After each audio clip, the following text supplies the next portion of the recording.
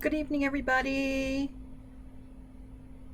I'm having internet issues, so I have to use my hotspot for my phone, so we'll see how long that lasts. All right. So we're about to begin week 3,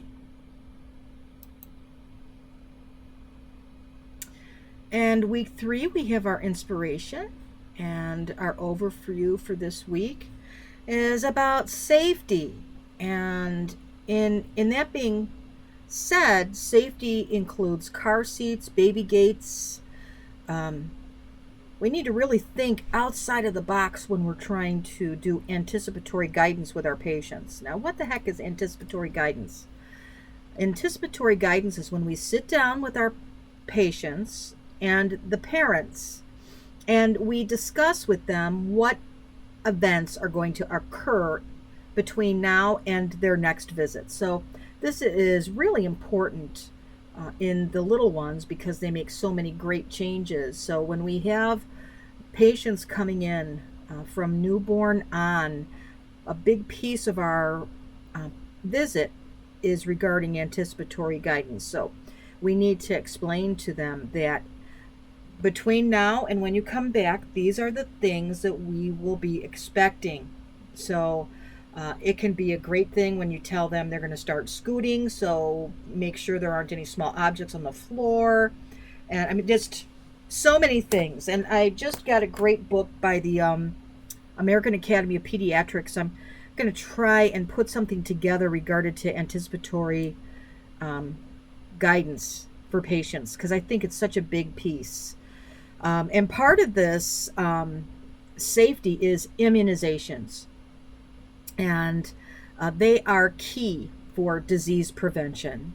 And we always have those who are, what do they call that?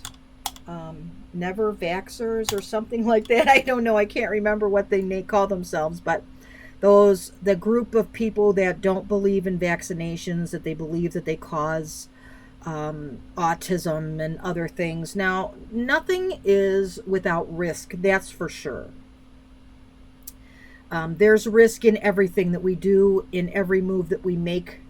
However, the risk benefit ratio is far outnumbered with where vaccinations are concerned. The risk of not getting vaccinated, with the untoward effects that can occur, far out are far outweigh any side effects that may occur due to the immunization process. Um, there was a study done in, I believe it was Norway. It was in Scandinavia somewhere, and they keep records on absolutely every patient. They know who's had what vaccination. So it is a government-run medical system.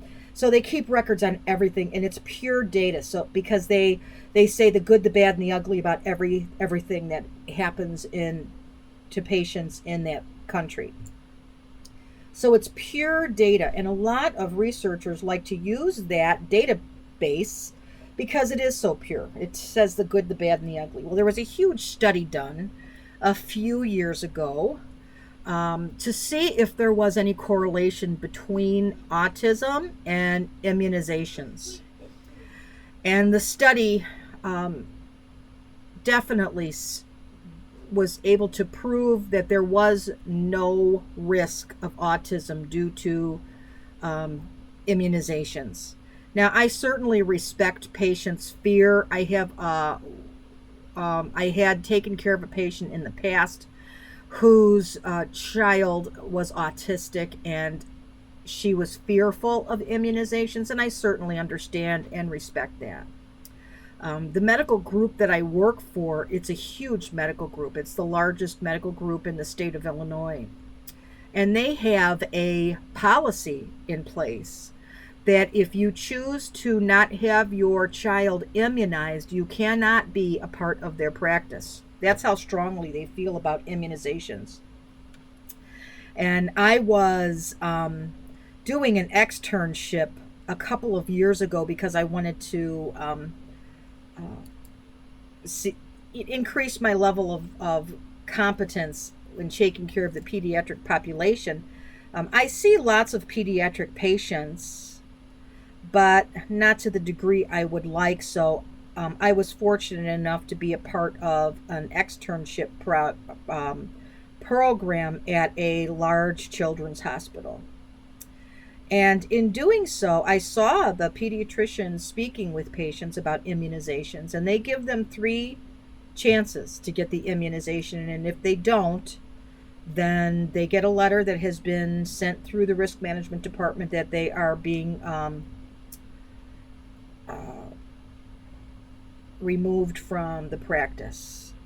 So that's how strongly they feel about that. So, this is what we're going to be talking about over the next week. And you have some readings to do. Immunizations change, so that's one of the things you have to keep up on. So, right now, a few years ago, they made the mandate that all children going into 6th grade had to have a Tdap. So that was a new one. Now this year, all children going into 6th grade have to have a Tdap and a meningitis vaccine. That's a new one. And then when they become seniors in high school, they have to have a second meningitis vaccine. That one came across a couple of years ago. So the immunizations change throughout time. Different research proves things differently. So as a provider, that's one of the things you're going to have to keep up on. Now let's look at the case presentation for this week. A 20-year-old mom comes into your office for a well child visit with her infant with the following article from Time Magazine. Case study, autism and vaccines. She tells you that she has decided that she does not want her child vaccinated at all with her vaccines. Okay. Now this is a group discussion. So I want to go to people. This is week 3. Okay, so here's your week 3 case study. And I understand that there was some confusion last week, but we have groups here. And you have your group leaders. Now it's the group leader's responsibility. That's with this cohort 138. It's the group leader's responsibility to kind of make sure that everybody in the group knows what they're doing. I have used Google Docs with great success in my patho classes, so that's something that you may want to do to communicate with each other. It is the group leader's responsibility to divide up the assignment however you want to do it. So I expect that everybody will be working in groups. So here are our, now why do we have some people that aren't in groups? I'm putting you two in group 4. So again, it is the group leader's responsibility to ensure that they get in contact with members of their group so that the information is done or the assignment is completed. It is also the group leader's responsibility to take all components of the assignment and put it together in one document. Okay, here we go.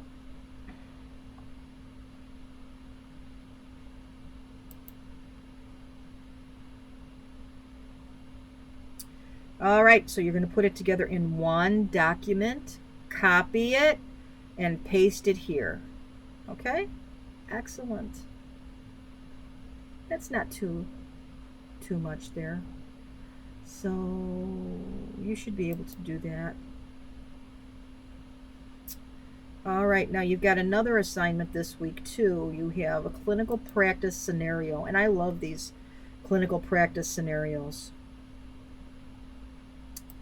I think that we get a lot out of them. So let's see. Individual clinical practice scenarios. So this is not a group project, and this is not something you need to respond to. This is an assignment that you're going to submit. Copy and paste your assignment here. What is a fever? When is a fever okay? And you'll get points assigned for the depth of your answers here. So make sure that you get that done also. And let's look at the calendar. I did set the date for our midterm review. So I want to make sure that you know about that. I realize I just said make sure like 3 times in a row. So let's see. The midterm review is going to be on September 11th. And that is going to be, the time is either going to be, oh, wait a minute. Is that us? No. It's going to be on September 13th. September 13th, I have 2 midterms that week. It'll be on the 13th, and it's going to be at 8 p.m. I do that just in case I'm in clinic, because I'm in clinic until 7 p.m. It gives me time to get home. I will be sending out the PowerPoint presentation, and that will be recorded. So I look forward to your participation on that day. And if you have any questions or concerns, please don't hesitate to reach out to me, and I will do what I can to answer your question. If I don't have the answer, I'll try to find it for you. So have a good evening. Good night.